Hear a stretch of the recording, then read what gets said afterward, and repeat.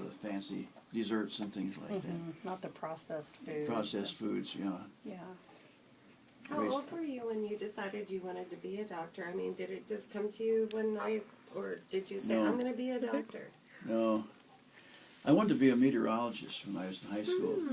I collected all kinds of stories and pictures and so forth of clouds, and knew all the clouds and how high they were and what they composed of, and highs and lows and how to read a chart. And I went to Fort Wayne when I was Fort Wayne, Indiana, which is a bigger town next to where we live, and took a federal examination to join the government in the field of meteorology. So that's what I wanted to do. I passed the test, but it didn't work out that way. So how did you get on the path then as a doctor? Yeah, what fork in the road led you to being a doctor? There was really, it's kind of a fade-in thing. It wasn't just a flash in the sky. I don't know. I was in the Air Force, and I don't know. I just had a desire to go that direction. It wasn't anything like a lightning bolt. And went back to the University of Michigan to pick up undergraduate studies. I was there about a year and a half, and it was a miracle the way it happened, though. We're in a class, and I don't know what class. I think it was organic chemistry. It was a big class, like University of Michigan, like 200 or 300 people in this auditorium. And I went to school. Our class was the first class in the morning, like 8 o'clock. And I opened the door, and it was empty. And it was about 5 to 8. And I went, what's going on? And I went inside and sat down, waiting to talk to someone. And the door opened up, and this young guy came in. And we decided it was a holiday. And neither one of us were aware of that. We thought it was regular school day. And we were talking, and he said he wanted to become an osteopath. And I said, what's an osteopath? Because I came from a small town, and they didn't have anything like that. And he explained to me what it was. And he said, you should apply. And so I did, and you had to talk to you had to have a recommendation from another osteopath, which I didn't know anybody, but there's one in town in Ann Arbor, Michigan.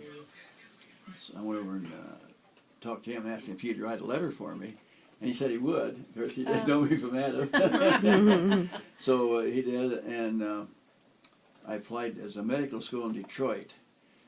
What's the name of that school? I forget now the name of it, but it's in Detroit, one of the medical school there, and he was going to Kirksville, and I didn't know where that was. And anyway, he was a very good student. He was a B student, and he could have really gone anywhere. But he decided to go there, and so I applied and was accepted. And it was too late for that class of that year, so I had 1 year to sort of waste, in a sense, waiting to get in. And I worked for Park Davis. Park Davis had a research center in Ann Arbor. And I went over and talked to him and said, I'd just like to have a job for 1 year. And he said, well, we have an opening for you. And I learned the job in 5 minutes. What was the job? It was operating on rats. Rats. And I never got sued. Never got sued with a rat. So we went in and we had it was the gastrointestinal department. And we were looking for something like Pradisec. Okay, yeah. The only thing they had was anticholinergics. You're right. A lot of side effects. So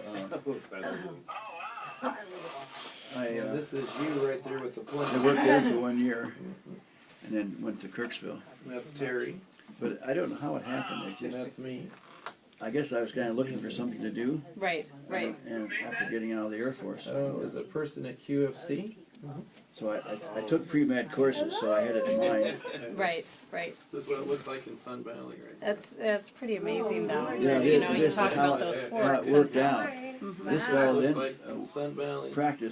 was in a practice for about 5 years and became disenchanted with it, and wanted to become a specialist. So he went back to school and became an ophthalmologist. Oh, really? Daddy settled was in giving a Phoenix, talk, Arizona. Right, yeah, Nancy's videotaping. and had a very successful practice.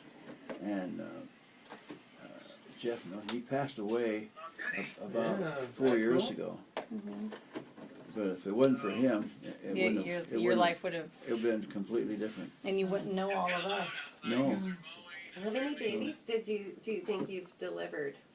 pardon? How many babies do you think you've delivered? Oh, I didn't count. I don't know. Was that your Over favorite about part? 10-year period. I mean, was that not the happiest times when the baby came into the Yeah, world? That must have that was been the the best. Best time of practice, really. Yeah. Different Everybody's time. happy. Yeah. Grandparents in there taking pictures. I can't think it must be exciting. Yeah, it was. Full of love. Yeah. Life is a miracle. It sure is. Hard to understand, but Mm. yeah, I've had some very fortunate experience. Had a wonderful experience in the Air Force. What did you do in the Air Force? Well, several things. I went in as a private and went to school at Keesler. No, went to San Antonio. No, Keesler first, Air Force Base, and went into electronics. Where is Yeah, Keesler at? At Biloxi, Mississippi. Okay. And they were teaching you to repair and maintain radar. And There you go. Okay, So, go back in and see what's going on. one day, out of the barracks, I noticed they had a bulletin board, and there's a sign up there that said, wanted someone with these You can qualifications. sit And here one and was you can watch. had to I'll be a reverse college it. graduate, and you had to have so many years of physics and mathematics and chemistry and so forth, and I fit that. So I went in and talked to him, filled out the application, and became received a direct commission. Oh, wow. Went Put to your head bed over one here, night good as a one. private and woke up as second lieutenant. And it was amazing. All because you paid attention to what was on the bulletin board. Yeah, I read the bulletin board, trying to know what's going on. So that was a miracle in a sense. You know, Mhm. just one of those things that is rare, that if it hadn't happened, it changed your life. Right, right. So they kept me on, and I stayed on in the electronic course and became an instructor, teaching other officers that were coming through. How long were you in the Air Force for? 8 years. Okay. 8 years. Alright. So when did you get married, or when did you meet your wife? And I That's met her. another story. Ask him how he found his wife, Mrs. Sumi. Well, that's another. These things are just by chance, which seems like it's by chance, but maybe it was preordained. But I was stationed in Sacramento, and at that time, and I was single, of course, and I really wanted to meet someone, so I decided to go to church. And I went to a different church every Sunday. So this one Sunday, I went to the First Methodist Church in Sacramento. It was a pretty good sized church. I sat at the back of the church so I could see people coming in. He had it planned out. So you have to have a strategy, or it doesn't work. So I saw this couple coming in, and what appeared to be their daughter and the grandmother, and she was a beautiful blonde lady. And I saw where they sat, and then at the end of the sermon, he said we'd like to invite all new members to the North X. We have coffee and tea and cookies and so forth. And we'd like to have the members welcome the new members. And so I saw them over on the side of the room talking by themselves, and I went over and I said, I'd like to invite you to the church, and I hope you come back. I was a new member myself. But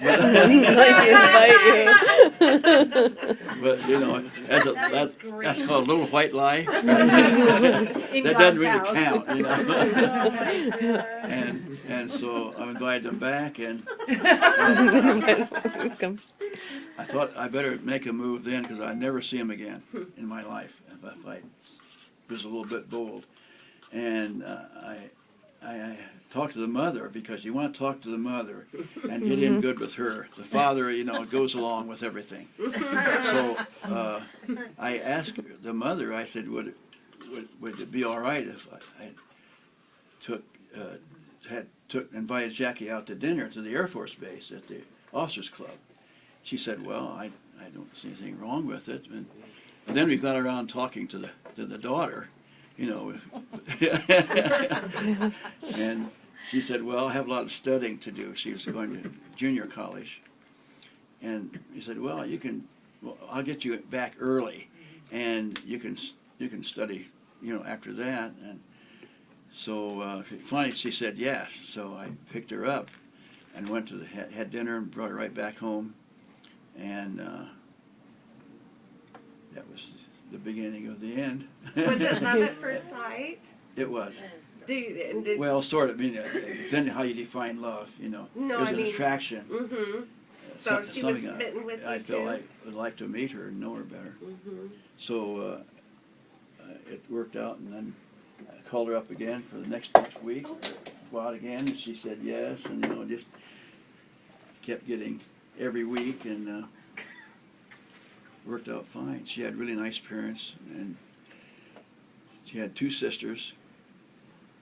They lived in a very low-income home in Sacramento, and they only had 1 bathroom and 3 daughters. so that there was a little bit of a discussion every once in a while. But the older daughter then got married fairly quickly after I knew her, and then I married Jackie. Then the younger sister got married, and so it was just father and mother at home, and they'd saved their money and made good investments, and they bought a beautiful home adjacent to a park in Sacramento.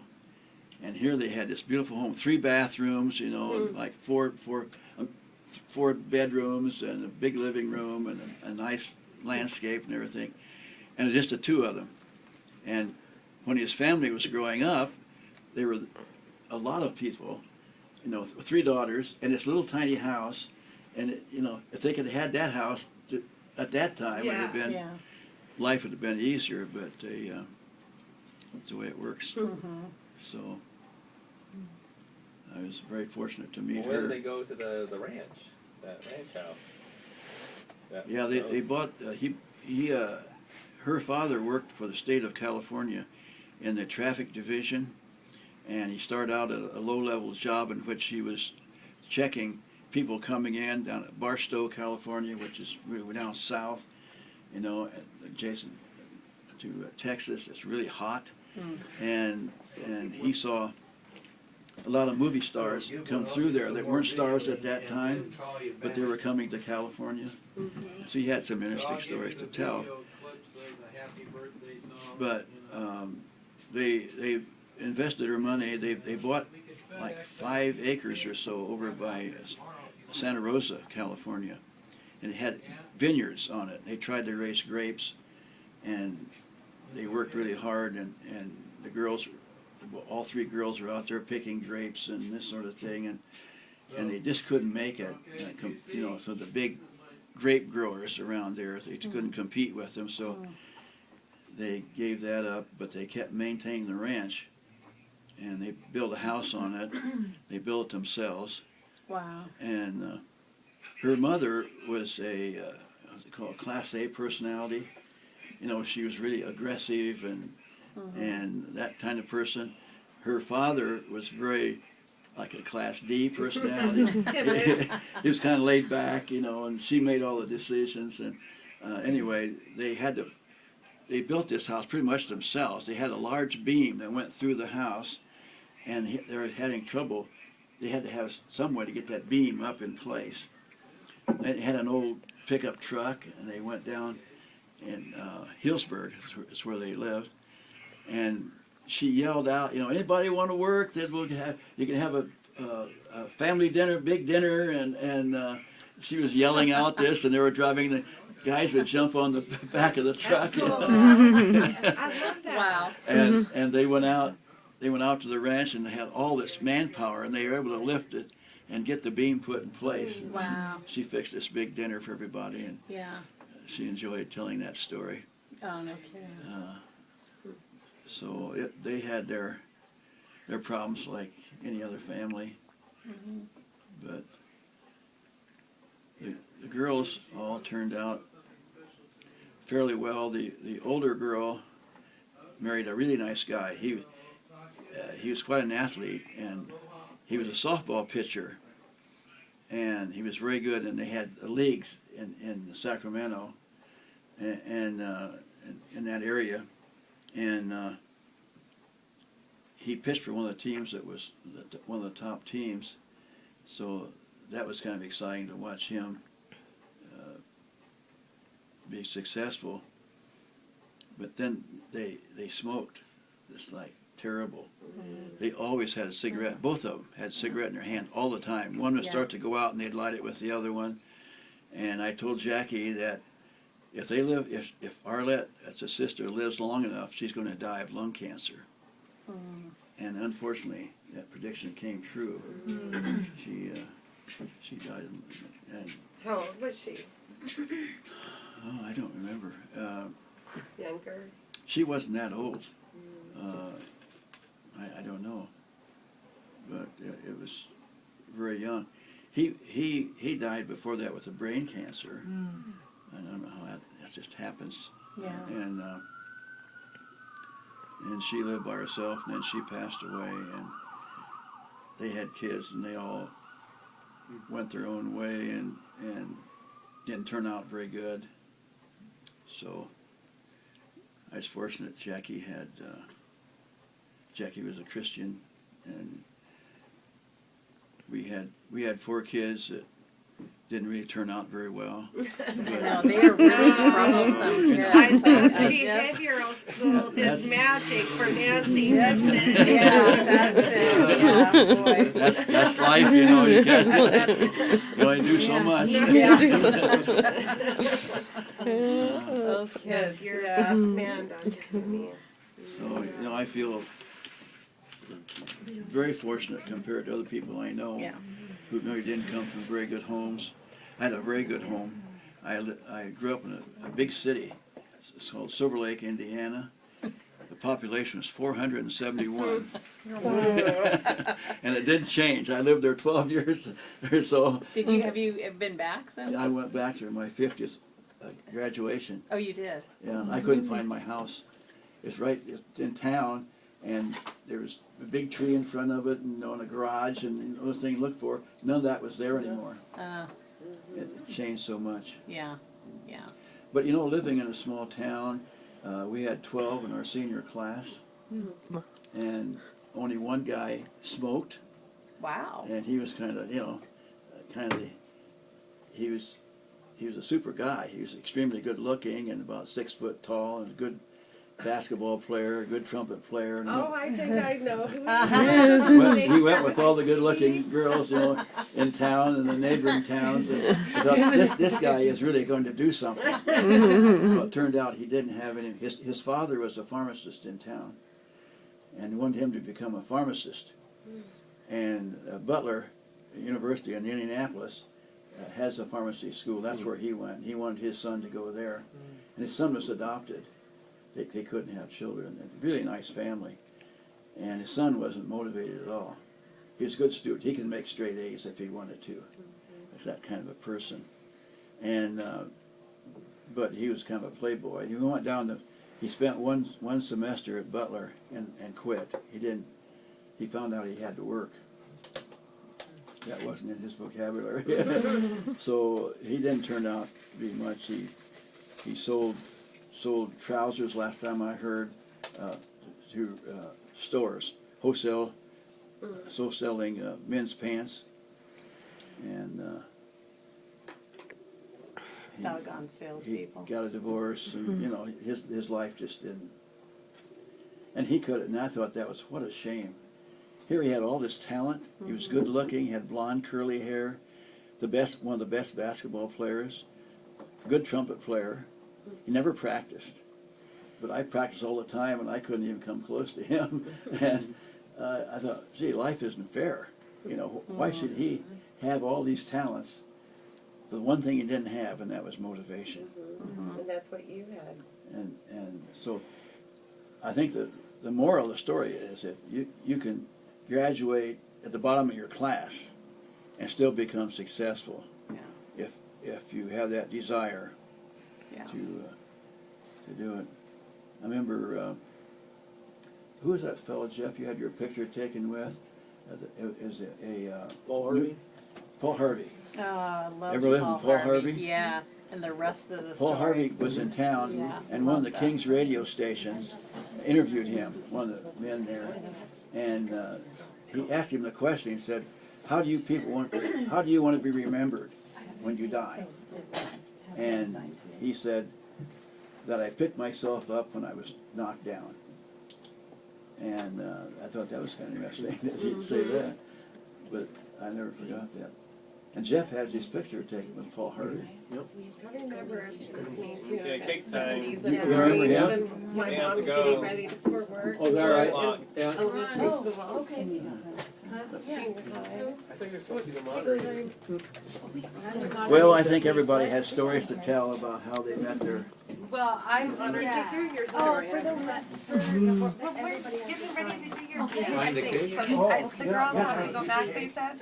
Oh, yeah, we're gonna do The cake. girls said that they have to cutting get of the back cake? to work. Can we do the cake so that they Yeah. can have some pictures? And I put the TOM on there. That's for, Janet, We do the, you don't have to sign that. I can't get Actually, yeah, go ahead, yeah, because actually,